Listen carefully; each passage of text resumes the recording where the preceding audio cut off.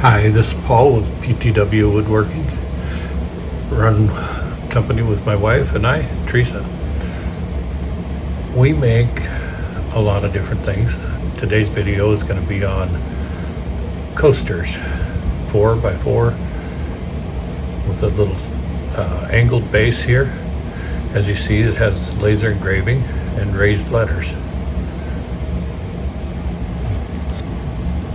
It's a maple and walnut mix. We start with a block of maple sandwiched between two strips of walnut, and let's get into the video and see how they're made. Well, first stop here was over at the bandsaw. I'm sorry I didn't record making the blocks that you see me cutting here. I take 2 strips of walnut and sandwich a strip of maple in the middle of them. And then once they're all glued up and pointing to size, I take and bring them over here and start slowly running them through this bandsaw. This bandsaw is very underpowered. We hope to buy a new one, much larger one that is meant to do the resawing that I'm doing here. But for right now, this little guy has to do the job, and he does a pretty good job of it. It just very, very tightens it. So we'll do the fast forward on this so you don't have to be sitting here watching that thing move at an inch an hour.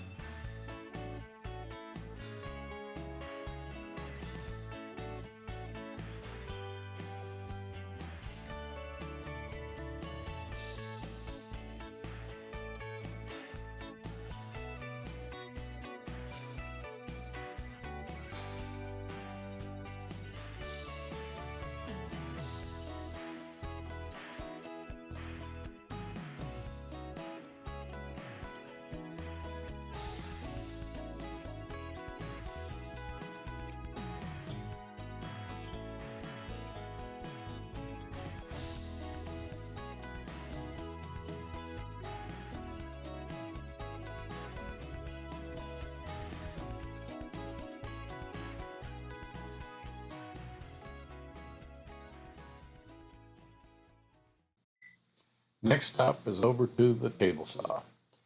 Got the rocker crosscut sled. Cut one side so it's square, and then we set up a stop block and cut them all to 4-inch sides. Since there's about 9 sets of 4 that we're doing here, you'll see my wife over my shoulder back there in the background there. She is using the bandsaw to help me cut these things down. We did that once. I don't think we'll do it again. It leaves a pretty rough edge, and it was a lot of work to sand down. You'll see some of that in the sanding. So we don't think we're going to use that again. We'll just take the time and use the crosscut sled. It seems to get the cleanest and smoothest job. Well, next thing to cut was to cut the coaster bases. They've all been cut to size, and here I've got a dado stack in to cut a 3/8 screw at a 10-degree angle. I run them through, every one through on one setting, move the fence over 3/4 of an inch, run it through again, so on and so forth till I run all of them through 4 times.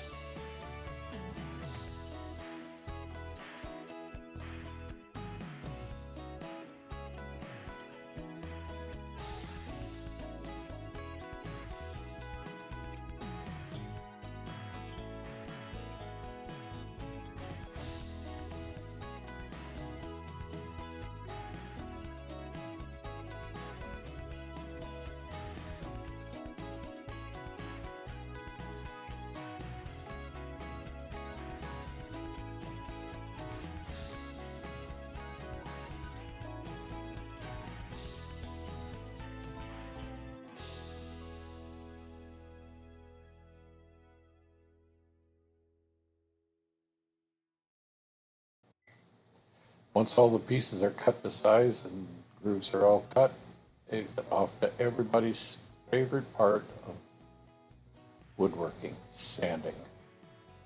This goes on for quite some time, and I'm not going to bore you with it at full speed here. We're going to go zoom and just zoom on through it here. You'll see that even at 8 times the speed, it took a long time to sand down all these pieces.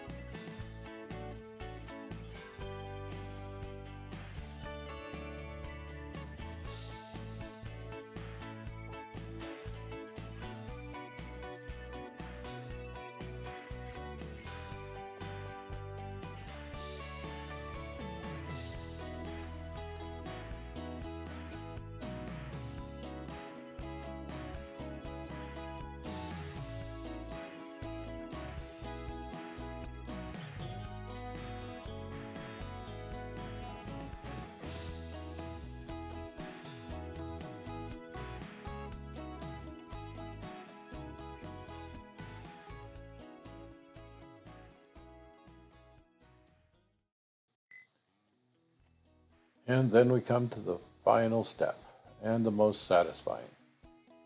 Teresa's applying finish to them here. We use General Finishes Armor Seal satin.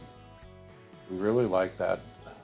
You can't see the island top that she's working on there, but we've had it on there for a lot of years, and it takes whatever we dish out to it. And it is a very good finish for us.